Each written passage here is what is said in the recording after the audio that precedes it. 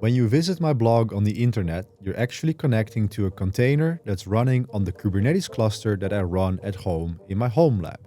Now, what if I told you that it's not just the container that's running there, it's also all of the source code, all of the CI/CD pipelines, and everything that's needed to run this blog is also being run on that same Kubernetes cluster. And in this video, I'm going to show you why I don't need GitHub anymore in order to build and host my blog all on my own home lab. So let's jump in. So the tool I'm using for this is called Forgejo, which is a self-hosted Git server.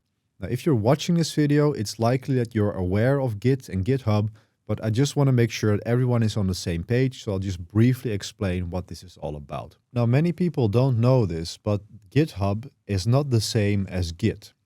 Git is the actual version control system, which is created by Linus Torvalds, the creator of Linux, and Git is used to manage the versioning of files. So if you have people working on the same files, you need a way of tracking what things have changed in those files. And especially if you're working on the same file with whole teams of people, it becomes very important that you have a good system in place for this to make sure that all of these changes can actually be implemented, right? So one of the best examples for this is actually the Linux source code, which is on GitHub. Now, a project where you use Git is usually contained in one directory, and this is called a repository. So a Git repository is a collection of files that uses Git for version control.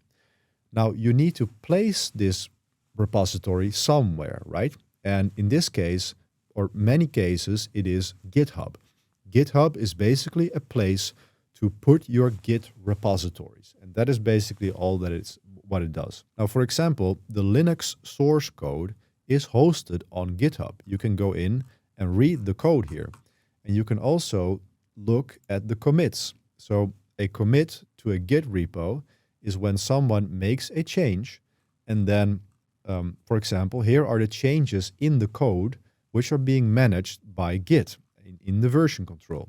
So here you have a record of everything that has been changed by whom, and you can always go back to a previous commit, for example, so that you can revert your changes, or you can actually know exactly what was changed and when.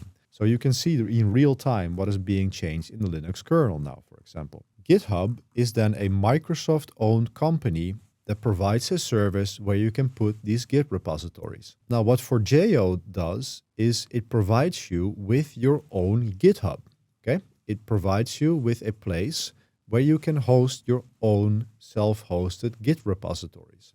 And that is what I did. So, for example, my blog, all of this source code lives in a repository on my own self-hosted Git instance. So whenever I publish a blog now, the code is actually being committed to my own repository and not to GitHub anymore. So why would you even bother with this? Why does anyone need to have their own self-hosted Git instance? But before we continue, about 73% of my viewers aren't subscribed. So please subscribe. It helps me put out more honest content like this every single week, and it's a completely free way to support my channel.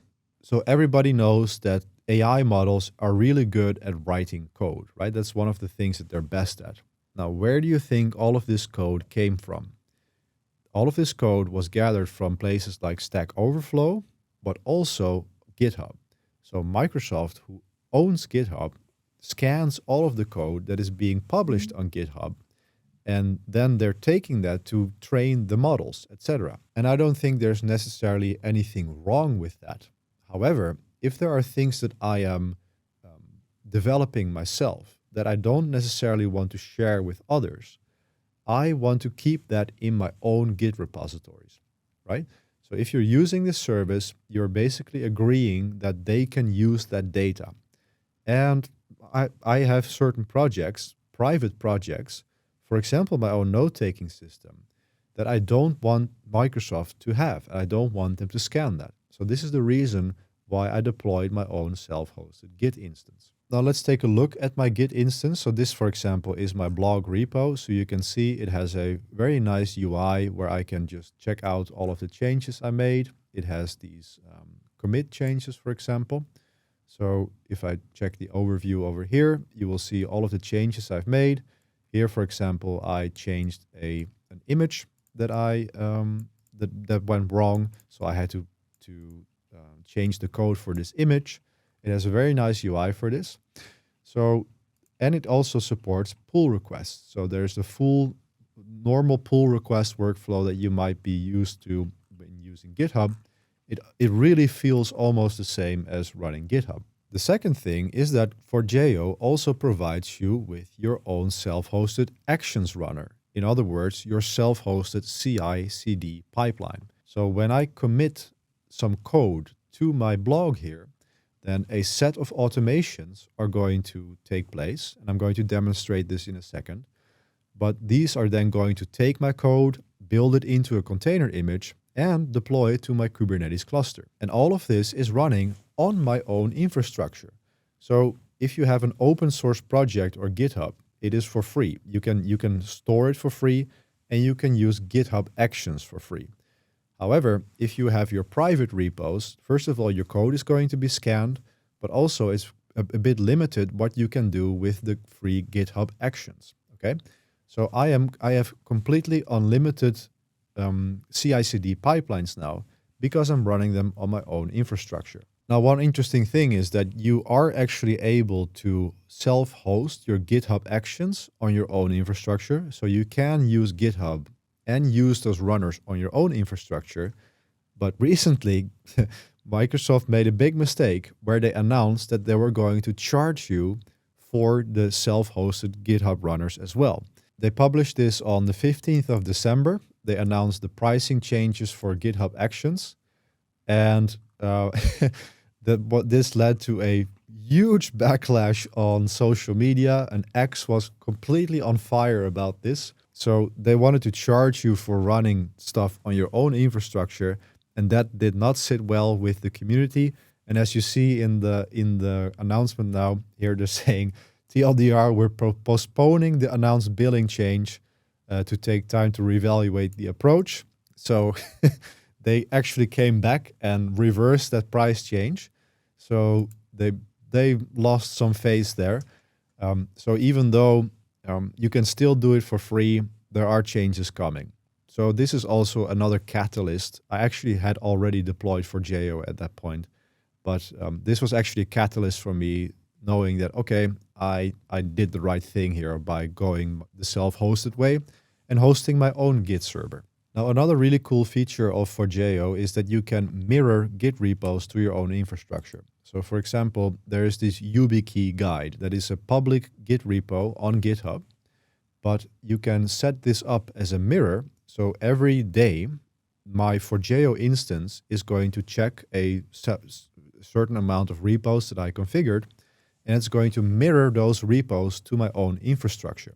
So if the owner of this repository, in this case, the YubiKey guide, if the owner for some reason decides to take that repository down, I will always have my own copy of that repo on my own infrastructure.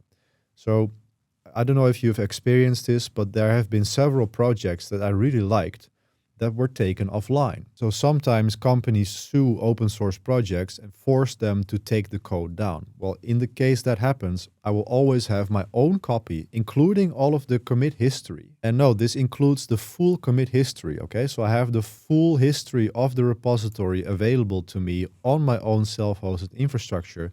So I always have a copy of the source code on my own infrastructure, and I can keep developing on it if I want to. Now, when I decided to self-host my own Git server, there were a few alternatives that I considered. One of them is GitLab. That is actually the most obvious one. This is an alternative to GitHub, which is used a lot in enterprise as well. And I kind of lean towards this one because it would also give me experience with GitLab. And in fact, I worked with GitLab in my first DevOps job. We were running our own self-hosted GitLab instances. So in that sense, it made sense for me to continue with that. But GitLab is quite advanced to host. It involves a lot of things, especially if you're hosting it on Kubernetes. And frankly, for my own use case, it was a little bit too much. It was very much overkill. And then the second one that I considered was Gitea. Now Gitea, I don't think there's anything wrong with it, but Gitea used to be an open source free project, which was then acquired by a company which now has offered a SaaS version of this as well. So you can still run it for free. It's still open source. So there's nothing wrong with that in that sense. But there was a huge row about this when the project was acquired. And actually it was forked by a group of people who then started Forgejo. And the reason why I then chose Forgejo is because they actually say it's a guaranteed 100% free software forever. So when Gitea was acquired, it was forked and a group of people went with it and basically created an open source project which is completely guaranteed 100% free and open source forever. And this resonated with me and I decided I wanted to support this project as well. And what's really cool about this is if you're aware of Codeberg, which is basically a free and open source alternative to GitHub, well, Codeberg is actually being run on Forgejo. So they're using Forgejo to provide this Git instance. And I thought this was really cool. So Codeberg is basically a big middle finger to GitHub and the big corporations because they provide a non-profit, community-led open source alternative to them. And they are using Forgejo to run this. So I think this is very admirable and I think they deserve all of the support they can get. So I actually donate money to Forgejo every single month because I think it's such a good project. It works really well. And also because of their commitment to being guaranteed 100% free and open source, I think they deserve all of the support they can get. And just to be clear, I'm not affiliated with them, but I just want to use my audience and my reach to expose as many people as possible to this wonderful project because they deserve all of the support that they can get. And another interesting thing about Forgejo, and which also influenced my choice, is because the enterprise and government world is also showing interest in this now. So there is a discussion here on the official Forgejo repo where someone working in the Dutch government actually expressed interest that the Dutch government is interested in using Forgejo. So I think if you are someone who is oriented towards open source software also in your career, which I think is a very good thing to do, I think Forgejo will be a good choice to learn. So to get started with Forgejo is actually super easy. If you just want to quickly try it out, you just go to the installation guide in the documentation. And here they have some installation instructions to install it with Docker. And this is what I recommend you do just to get started with it and to try it out. And then when you like the thing, then you can actually start moving it towards your server. So on my machine here, I'm running podman. So the command I'm going to run here is podman run in detached mode, name Forgejo, and then we're going to expose port 3000 and 2222 for the SSH connection. And we're going to give it a volume as well. So if I run this, it's going to start the Forgejo container. And if I then go to localhost 3000, I'm now connected to my fresh Forgejo instance. So you can just accept the default settings here and install Forgejo. And you have to uncheck this box. And when you then install Forgejo like this, it is now going to load up. And there we go. We can now log in. And that's how easy it is to get started with Forgejo. Now, when you've done this, you already have your self-hosted Git instance. Like you literally don't need more to get started. But let's also look at the self-hosted actions component of this. So I am now on the CLI. I have prepared a test blog post. So if I now run my publish command, it is actually going to commit the changes to the repo. And then it's going to trigger the build and watch it run. So if I go to my blog repo now, we'll see that a git commit has appeared now. And this also triggered an action, which is now running. So as we speak, this is now running on my own Kubernetes cluster at home. It is going to check out the repo, and it's going to check out the code, build that code into a container image, and then GitOps is going to pull in that change into my Kubernetes cluster. So now we see it is now going to build the image. And after it's finished building this image, it's also going to push it to my own container registry, also provided by Forgejo. So the whole software pipeline from hosting the code to building the code, and I'm not currently testing this code, but I could test it. I can do everything that I normally do in a CI/CD pipeline in these actions. And this action runner is running on my own Kubernetes cluster. So if I go to my home lab now, and if I open up K9S, then if I search for Forgejo, then we'll see there is a Forgejo runner, which is now actually running this process as we speak, okay? This is now running on my home lab cluster.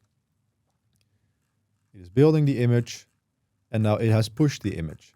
So the changes are pulled to my cluster, and if I then refresh my blog here, we see that there is a test post here for my demo purposes. So this was just added as a demo. I'm going to be deleting this after I finish recording this video. But here you see that I have committed code to a repository running on my own infrastructure, and then I'm building this code, and then I'm serving that container image all from my own Kubernetes home lab. And I'm doing this on my own complete sovereign infrastructure. So Forgejo is a great project. I really recommend you look into it. It's really easy to get started with Docker, but if you are running a Kubernetes home lab and you also want to run Forgejo on Kubernetes, then I have all of the source code available here.